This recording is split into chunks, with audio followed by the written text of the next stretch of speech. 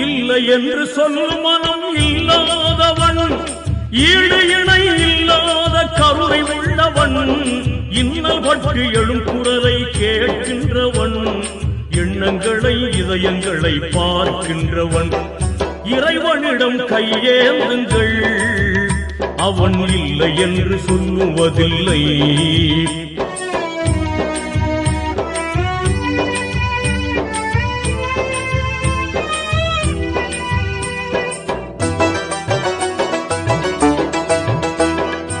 ஆசையுடன் கேட்பவர்க்கு அள்ளி தருபவன், அல்லல் துன்பம் துயரங்களை கிள்ளி எறிபவன், பாசத்துடன் யாவரையும் பார்க்கின்றவன், பாவங்களை பார்வையினால் மாய்க்கின்றவன்,